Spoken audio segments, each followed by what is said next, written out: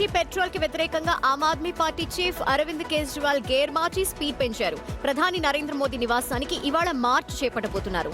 జనం నుంచి సేకరించిన దాదాపు 2.33 లక్షలకు పైగా సంతకాలతో కూడిన పిటిషన్స్ ని ఆయన ప్రధానికి అందించేందుకు రెడీ అవుతున్నారు. పెట్రోల్ బంకుల్లో ప్యూర్ పెట్రోల్, E20 పెట్రోల్ ఈ రెండింటిని ఎంచుకునే ఆప్షన్ కస్టమర్లకు ఇవ్వాలని కేజ్రీవాల్ డిమాండ్ చేస్తున్నారు. దాంతోపాటు E20 పెట్రోల్ ధరను తగ్గించాలని, నార్మల్ పెట్రోల్ రేట్ను లీటర్కి 84 రూపాయల కంటే తక్కువకు తీసుకురావాలంటారు. E20 పెట్రోల్ వాడటంతో బైక్లు, కార్ల ఇంజన్లు పాడవుతున్నాయని, దానిపై ఎలాంటి సైంటిఫిక్ స్టడీ రిపోర్ట్లని ప్రభుత్వం బయట పెట్టడం లేదని కేజ్రీవాల్ ఆరోపించారు.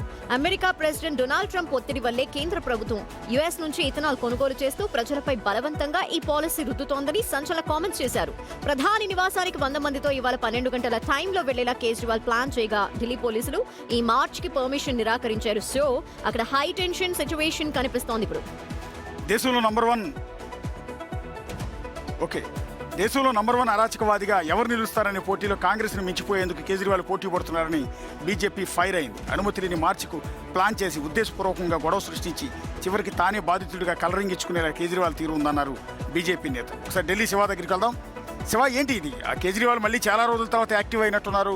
జైలు నుంచి బయటకు వచ్చిన తర్వాత, అది కూడా ఎన్నికలు ముగిసిన తర్వాత ఈ మధ్యకాలంలో పెద్దగా యాక్టివ్గా లేరు. ఆఖరికి కాక్రోచ్ పార్టీ లాంటి పెద్ద ఎత్తున ఉద్యమాలు చేసినా కూడా కేజ్రీవాల్ బయటకి రాలేదు. E20 రూపంలో ఒక వెపన్ దొరికినట్టుంది కదా ఆయనకి.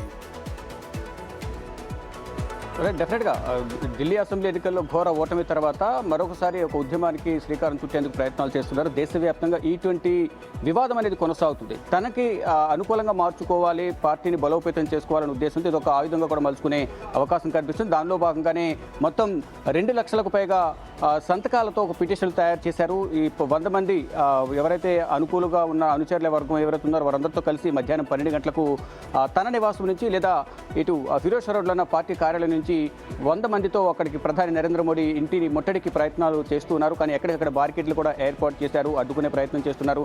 కానీ ఇప్పటివరకు ఎటువంటి పర్మిషన్ లేదు. పర్మిషన్ లేకుండా ఇటువంటి నిరసనలు చేయడం తప్పు అనేది కూడా బీజేపీ కేజ్రీవాల్కు వ్యతిరేకంగా విమర్శలు చేస్తున్నారు. కానీ E20 వల్ల ప్రజలు అనేక మంది వాహనదారులు ఇబ్బందులు ఎదుర్కొంటున్నారు, మైలేజ్ తగ్గిపోతుంది, ఇంజిన్ మీద ప్రభావం పడుతుందని చెప్తున్నారు. ఇక ప్రధాని నరేంద్ర మోడీ కేవలం ఇటు నితిన్ గడ్కరీకి ఆయన కొడుకుకి మేలు చేసే విధంగా ఈ ఇథనాల్ను తీసుకువస్తున్నారు అనేది కూడా ప్రధానంగా ఒక ఆరోపణ అయితే ఇంటిని ముట్టడించడానికి వెళ్తున్నారా, లేదంటే ఆయనకి ప్రధానికి ఏమన్నా రిక్వెస్ట్ పెట్టడానికి, సబ్మిట్ చేయడానికి వెళ్తున్నారా? అంటే ఇంటిని ముట్టడించడం, అట్ ద సేమ్ టైం అనుమతి ఇస్తే ఆ రిప్రజెంటేషన్ ఏదైతుందో 2000కు పైగా సంతకాలతో సేకరణ జరిగిందో ఇది ఇథనాల్కు వ్యతిరేకంగా సంతకాలు సేకరించారు. దానికి సంబంధించి పత్రాలు కూడా సమర్పించే అవకాశం కనిపిస్తుంది. కానీ అక్కడి వరకు వెళ్ళే అవకాశం కూడా ఉండదు. ఆయన ఇంటి దగ్గర బయలుదేరి కొంచెం 100 మీటర్స్ వెళ్తారు, అక్కడ బార్కెట్లు ఏర్పాటు చేసి అక్కడే అరెస్ట్ చేస్తారు. కాబట్టి ఆ ప్రధాని ఇంటి వరకు వెళ్ళే అవకాశం అయితే కనబడటం లేదు. దానిలో భాగంగానే ఇక్కడ సెక్యూరిటీ కూడా అలర్ట్ అయింది. ఇటు ఆమ్ ఆద్మీ పార్టీ కార్యాలయం వద్ద కానీ, ఇటు అరవింద్ కేజ్రీవాల్ నివాసం వద్ద కూడా బార్కెట్లను ఏర్పాటు